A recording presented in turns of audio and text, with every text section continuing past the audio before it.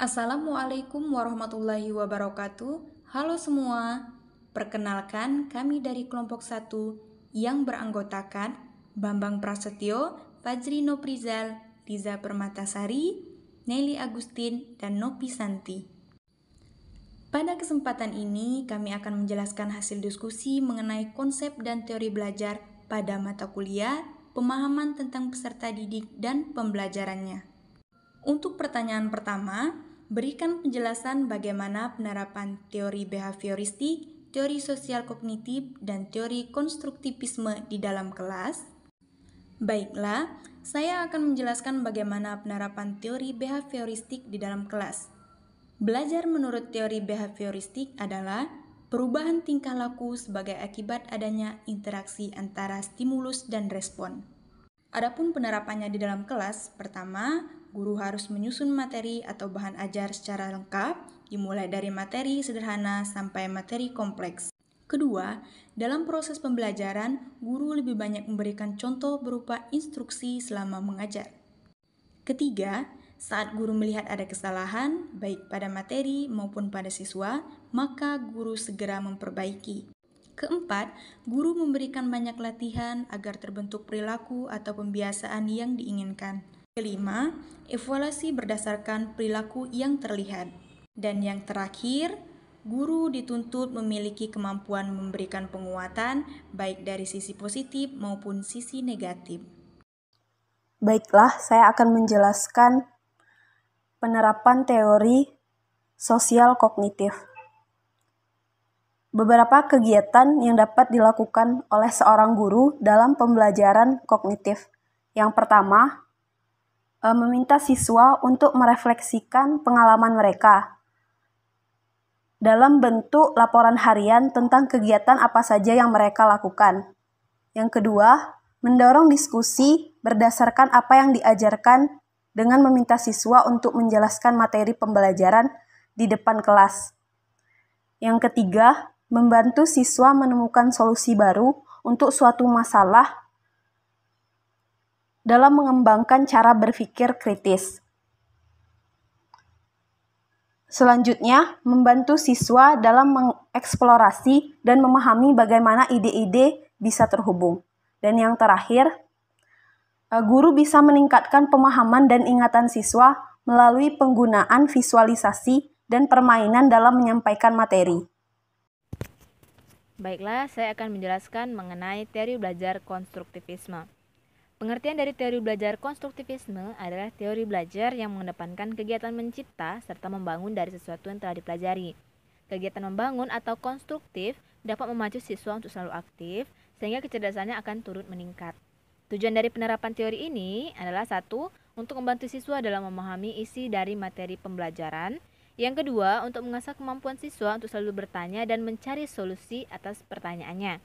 Yang ketiga, untuk meningkatkan pemahaman siswa terhadap suatu konsep secara komprehensif. Yang keempat, untuk mendorong siswa untuk menjadi pemikir yang aktif. Nah, kelebihan dari teori belajar konstruktivisme ini adalah satu, melatih siswa supaya menjadi pribadi yang mandiri dan mampu memecahkan masalah. Yang kedua, menciptakan kreativitas dalam belajar sehingga tercipta suasana belajar yang lebih nyaman dan kreatif. Yang ketiga, melatih siswa untuk bekerja sama dan terlibat langsung dalam melakukan kegiatan pembelajaran. Yang keempat, menciptakan pembelajaran yang lebih bermakna dan menumbuhkan kepercayaan diri pada siswa karena memiliki kebanggaan dapat menemukan sendiri konsep yang sedang dipelajari dan siswa juga merasa bangga dengan hasil temuannya. Dan yang kelima, melatih siswa untuk berpikir kritis dan kreatif. Setiap ada kelebihan, tentu juga ada kekurangan. Nah, adapun kekurangan dari teori belajar konstruktivisme ini adalah satu, sulitnya mengubah keyakinan guru yang sudah terstruktur menggunakan pendekatan tradisional selama bertahun-tahun. Yang kedua, dalam penerapan teori belajar konstruktivisme, guru harus memiliki kreativitas dalam merencanakan pembelajaran dan memilih atau menggunakan media serta metode apa yang harus digunakan. Guru yang malas dan tidak mau berkembang akan sulit untuk menerapkan teori belajar konstruktivisme ini. Yang ketiga, tidak hanya guru, siswa dan orang tua juga memerlukan waktu beradaptasi dengan proses belajar dan mengajar yang baru ini. Adapun Dalam penerapannya, langkah-langkah yang harus diperhatikan adalah 1. Guru pintar harus mampu membentuk pemikiran siswa bahwa bekerja secara mandiri akan menghasilkan kegiatan belajar yang lebih bermakna. Yang kedua, mengembangkan kegiatan inquiry di semua topik pembelajaran. Yang ketiga, memunculkan rasa keingintahuan siswa terhadap suatu permasalahan melalui kegiatan bertanya. Dan yang keempat, atau yang terakhir adalah membentuk masyarakat belajar atau belajar dengan kelompok-kelompok tertentu. Demikianlah materi tentang teori belajar konstruktivisme.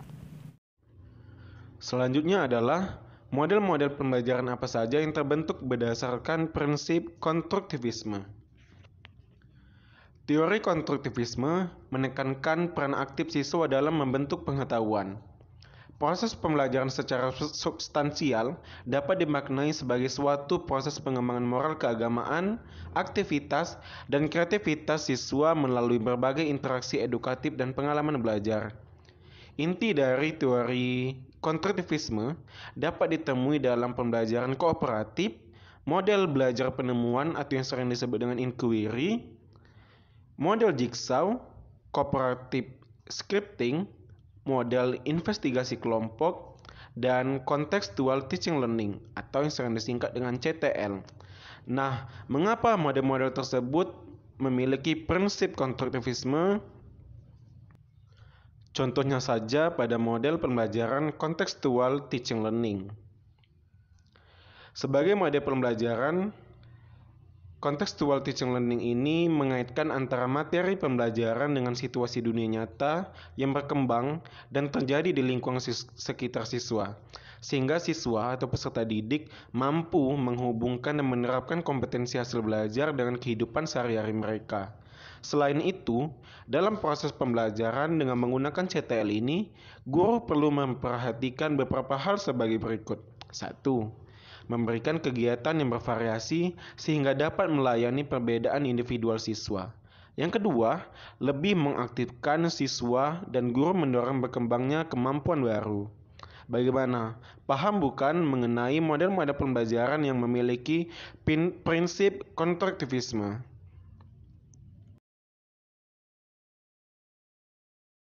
Tania umur 7 tahun memiliki kemampuan rendah dan keinginan yang rendah untuk sukses. Jadi menurut saya, hal yang harus kita lakukan sebagai guru adalah memberikan perhatian khusus atau perhatian lebih kepada Tania. Kita juga perlu melakukan tindakan pendekatan kepada orang tuanya dan memberikan masukan ataupun sharing supaya untuk bisa memberikan penguatan dan motivasi kepada anaknya. Karena bagaimanapun, waktu peserta didik di sekolah itu sangat terbatas dan lebih banyak di rumah. Dengan demikian, peserta didik tersebut akan mempunyai motivasi belajar yang tinggi untuk meningkatkan kemampuannya karena merasa diperhatikan oleh guru dan orang tuanya. Kasus selanjutnya bernama Samuel, berumur 10 tahun, yang bekerja keras untuk menjaga harga dirinya pada tingkat tinggi, tetapi memiliki rasa takut akan gagal yang kuat. Upaya yang dapat dilakukan oleh guru, pertama, melakukan pendekatan kepada Samuel, yang kedua, mengajak Samuel berbicara dan bertanya kenapa ia takut gagal, dan yang ketiga, memberikan dukungan dan semangat kepada Samuel kalau ia anak yang hebat. Mencoba memberikan pengertian kepada Samuel kalau tidak ada manusia yang sempurna. Kalau belum berhasil bukan berarti ia gagal. Itu artinya Samuel diminta untuk belajar lagi supaya bisa mendapatkan hasil yang lebih baik lagi. Kasus yang ketiga bernama Sandra, berumur 13 tahun. Yang memiliki bersikap tenang namun memiliki sikap meremehkan keterampilan orang lain. Upaya yang dapat dilakukan oleh guru, yang pertama, menanamkan karakter positif kepada Sandra. Yang kedua, berbicara langsung berdua dengan Sandra dan menanyai masalah tersebut. Dan yang ketiga, tidak langsung menyudutkan si Sandra. Dan kasus yang keempat yaitu pada yang bernama Robert, berumur 16 tahun. Robert menunjukkan sedikit minat di sekolah dan saat ini ia tinggal bersama dengan bibinya. Nah, cara yang dilakukan dalam meningkatkan minat belajar siswa di sekolah, yang pertama, memotivasi setiap awal pembelajaran agar siswa semangat dalam belajar. Yang kedua, variasi guru dalam mengajar agar siswa tidak mudah bosan. Yang ketiga, pergunakan media pembelajaran yang menarik agar siswa cepat memahami materi yang dianggap sulit. Yang keempat, pergunakan metode dan model pembelajaran yang sesuai kemampuan siswa agar dapat menumbuhkan keingintahuan yang tinggi dalam belajar.